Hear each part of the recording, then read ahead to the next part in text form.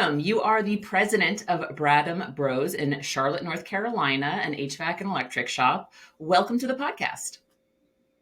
Yes, I am. Thank you. Thanks for having me. I am so psyched to have you. You actually partnered with one of my colleagues, Mike Persinger, on a marathon story that's featured in our blog, which is all about how you onboarded with ServiceTitan. And Mike says nothing but great things about you. So I am so excited to have you on the show and to share your story with all of our listeners. Thank you. Yeah, it was a great ride, and it's still going on. And Mike is an awesome guy, and I really appreciate him. That's awesome. So I'm going to kick off this episode the way I kick off every single one, which is, how did you get into the trades? Yeah. Actually, I can kind of say I was born into the trades. You might say.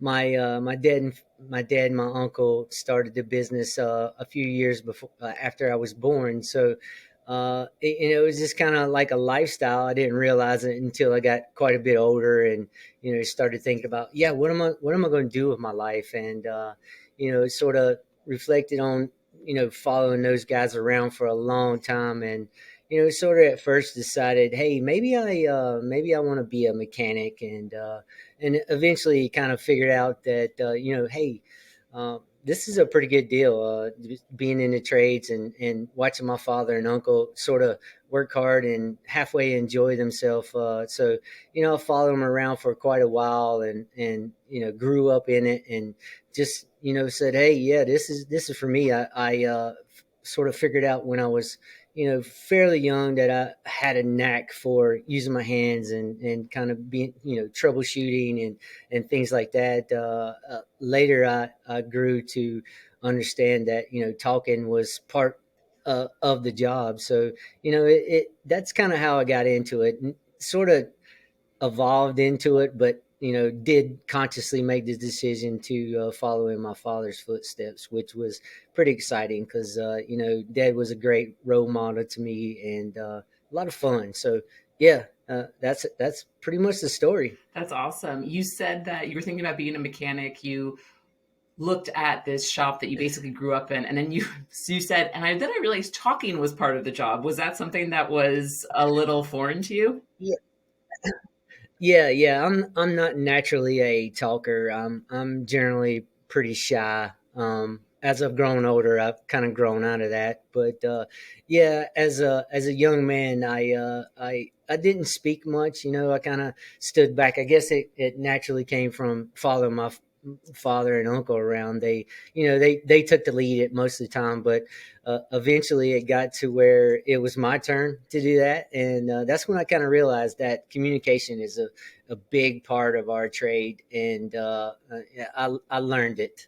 It was definitely not a trait that I naturally had, so it was fun. It's a lot easier now. I can kind of reflect on those first times I had to actually communicate with a customer myself, and it was a little uncomfortable, but I grew with it and went on. So communication is a big part of this trade. I agree. And that's why I'm so happy that you mentioned that it was something that you struggled with, because so many technicians do that. And so many folks that get into this trade because they're good with their hands. And then when you find out that this really is a people business, I've heard that there's a lot of, oh crap moments, for lack of a better word. No, you're exactly right.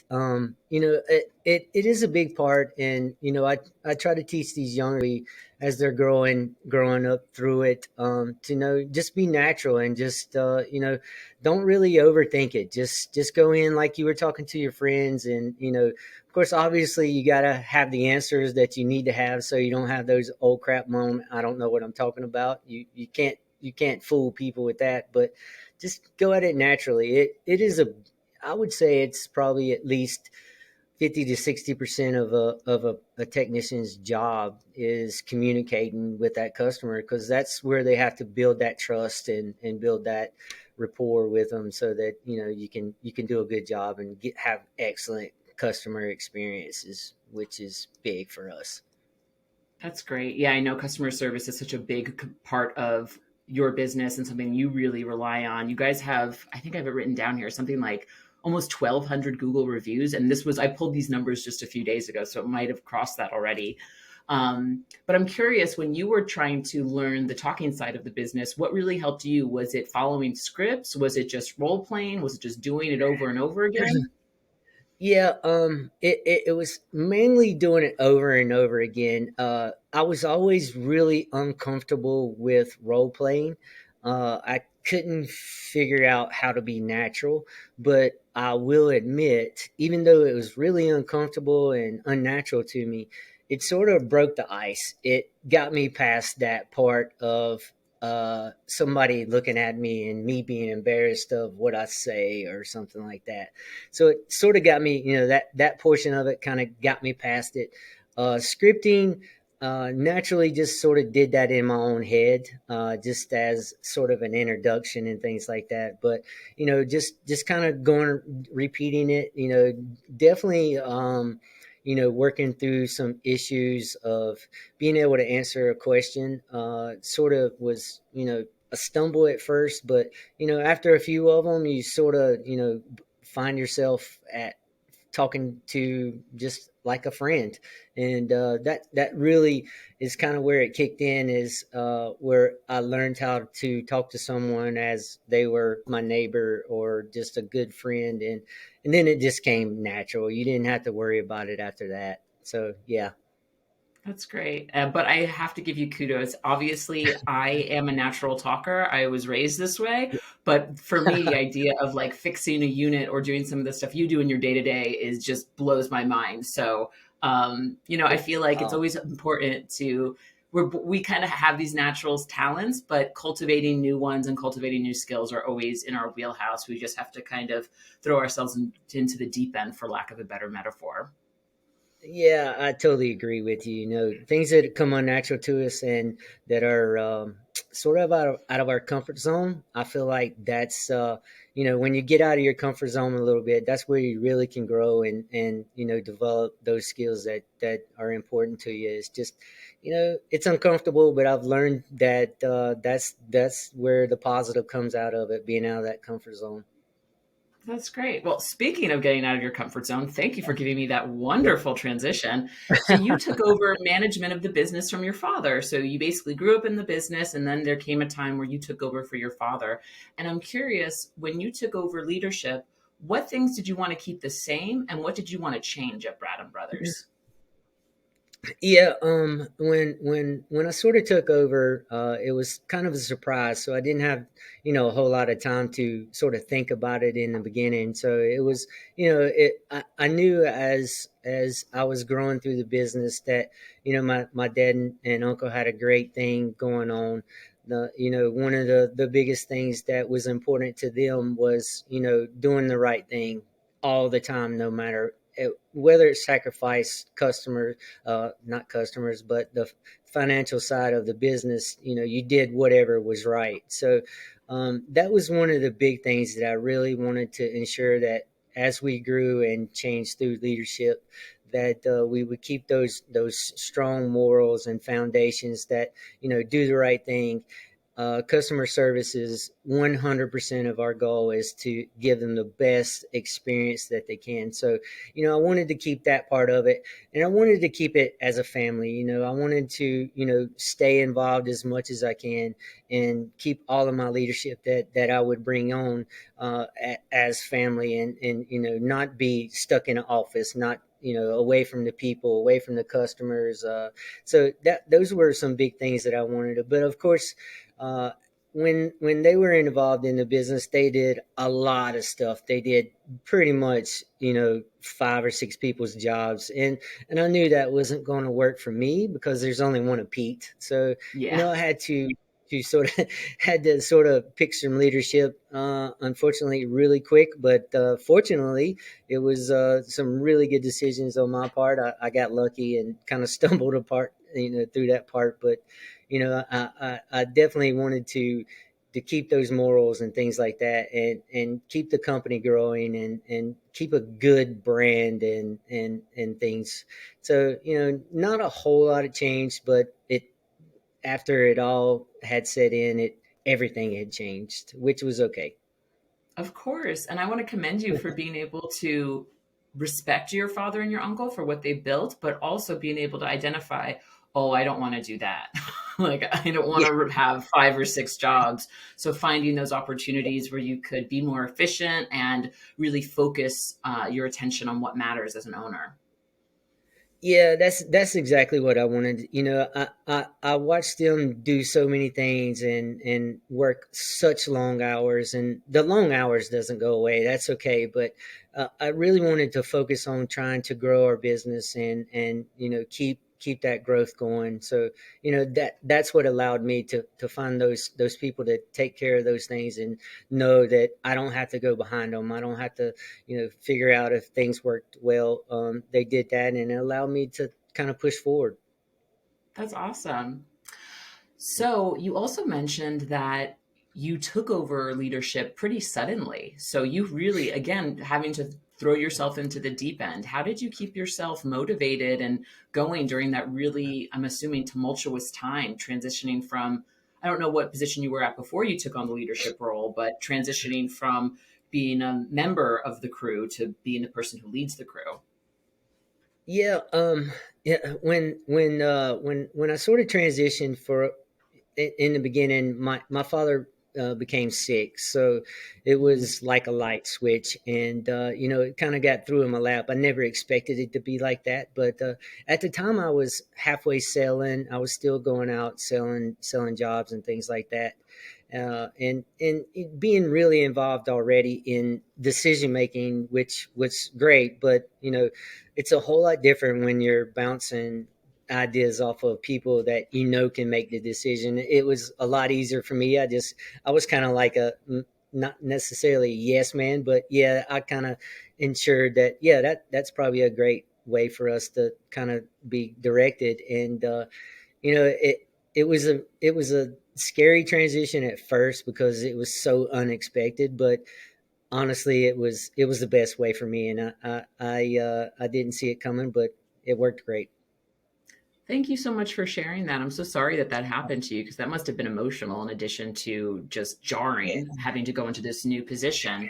And the reason I wanted you to bring it up is because a few episodes ago, not a few Mhm. actually, it's probably a couple dozen episodes ago, we had someone talk about the importance of succession planning because unfortunately his father passed away very suddenly and he had to take on this leadership role. And the family was basically doing detective work to figure out how things worked, and Mhm. so I just wanted to bring that attention. It sounds like your father was still there, but he just could no longer run the business, right?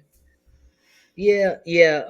It was tough for him. But luckily for me, yeah, succession plan is definitely a thing that has to be looked at, even if you have partners that are in the business. I feel like it's still extremely important because, yeah, you definitely could lose that key component.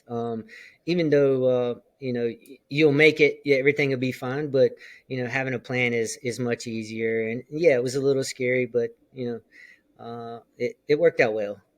I'm glad. And by the way, that episode that I referenced, which is not a few dozen episodes ago, it's actually episode 49, and this is going to end up being episode 111 or 12, I believe. So quite a few Yeah. episodes ago. It's with Trevor Lively. So if anyone's interested in learning more about succession planning, I highly recommend that episode.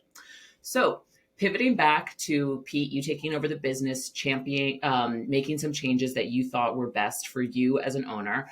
I'm curious, how do you champion growth and development at Bradham Brothers, especially as a second generation owner? Yeah, I just sort of do it a little differently than my father and uncle did. We we never really looked at growth a lot because it just came to us because the city was growing so quickly. There was just plenty of work for everybody, and luckily we were one of the few that were sort of in our area. I mean, there was a bunch, but my dad and uncle had such a customer base from a long time. You really never had to look at growth too much. So when I came, it's everything changed. Our city had grown. People, we had sort of come out of a recession. So a lot of companies had popped up and were, taking some of that thing. So we sort of had to step back and adjust and say, okay, yeah, word of mouth is great, but there's a lot of different things that we have to do now. We we never advertised. We did nothing of that sort. We had no budget for advertising and things like that and branding. And when I sort of took over, it was time to say, okay, yeah, we got to get our market back. We got to continue to grow and get out of that. I call it the comfort zone, because we had such a bank that we were very comfortable, and it's great. It's comfortable. You don't have to worry too much, but I feel like if you're in that comfort zone, you're not growing, and you really had to push forward. So I slowly started to, change things and ch- channel that brand awareness, and just really focus on that, and build a great brand, and we've been able to sort of keep that brand that they worked for so long to keep, and it shows up in our reviews, and that's kind of how I addressed it. Slow, calculated, not trying to change the world in 2 years. So just take it slow, calculated, and push forward, and still build that break brand. I love that answer. And I remember reading up on Bradham Brothers and the history, especially what Mike had written, which is we referenced at the top of this episode. And word Yeah. of mouth referral was so important to your dad and your uncle because obviously that's your reputation. If you can keep the business running on your reputation alone, what a testament to how great your business is. But I commend you on being able to look at the future and see, we are comfortable here, but we do have to grow or else we're eventually going to lose this business to folks who are advertising and who are building up a great brand. So I commend you on having that foresight. How did you start bringing folks in from the existing team who were maybe used to doing this comfort zone, being in this comfort zone, and convincing them to go along with your way of thinking? Yeah, we I can clearly remember it. There was a day when, things had somewhat settled. It took, when we had to transition, there was a little time where, it was a little upsetting because my father was such a big figure in the company, and everybody had those relationship with him. He knew everybody. He had nicknames for everybody. So, it was a little bit of a shock to the whole company. And I sort of waited and let everybody sort of digest sort of new things, and I can remember it clearly. I had a big meeting with some of my leadership that was slowly introducing him, because when it all went down, it was very sudden, but I had to bring people and say, "Look, you got to help me with this right now." And we had a meeting and just said, "Look, listen, we got to. There's this is all news. We got to get out of the comfort zone." And luckily for me, I think not everyone is as let me think of the word, sort of charged as I am, and excited. But these guys that are around me, they jumped right in and they were excited to grow and grow themselves, which was great, which helped the company tremendously.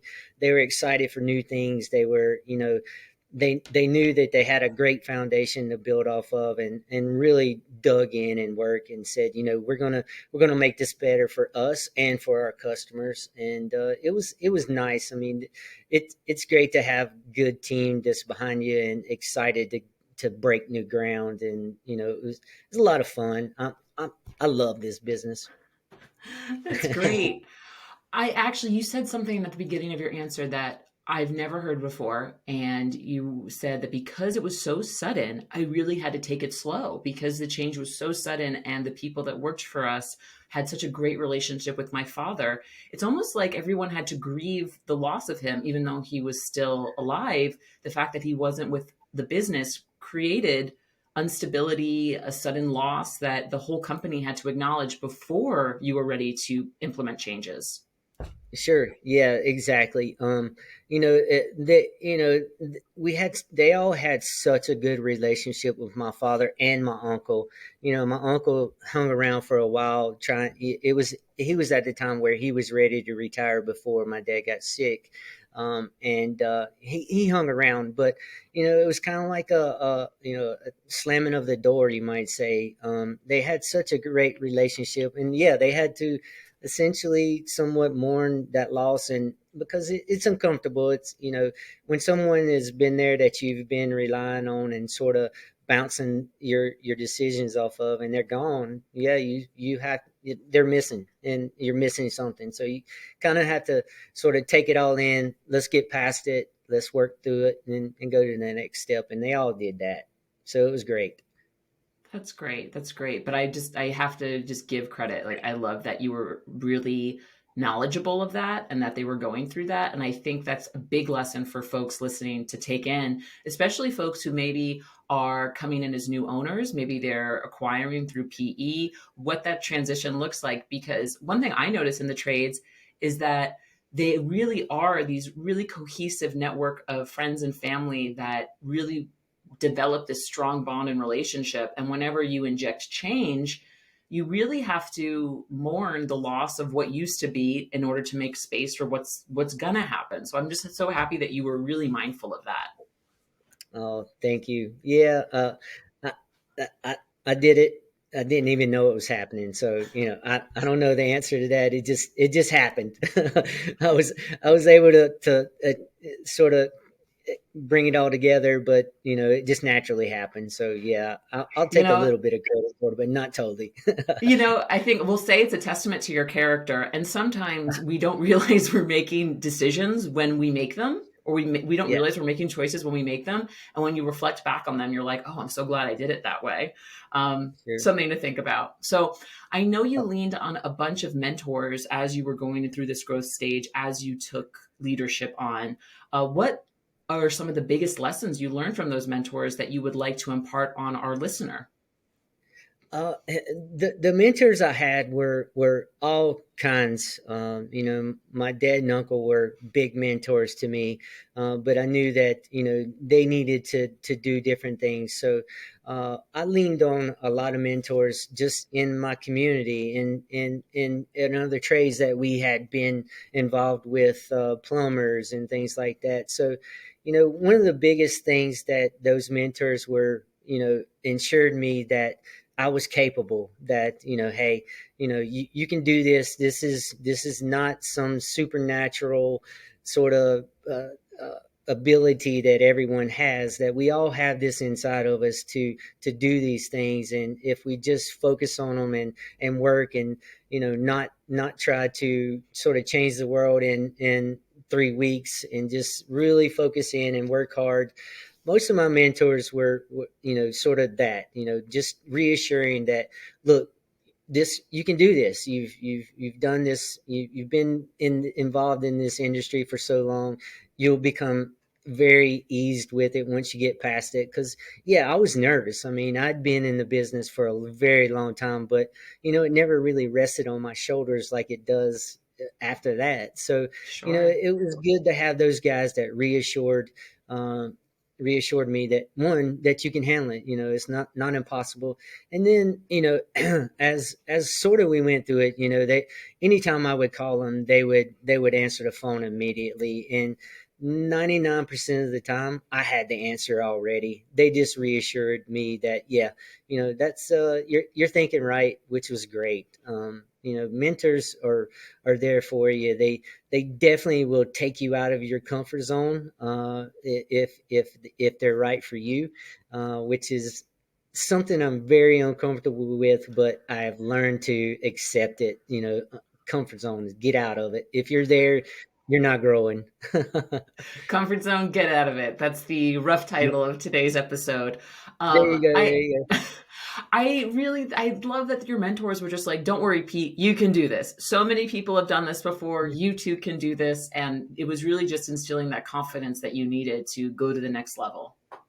Yeah, yeah, it was great. They I still talk to them every, every month I try to talk to these guys. You know, I have about four of them that I sort of bounce things off around.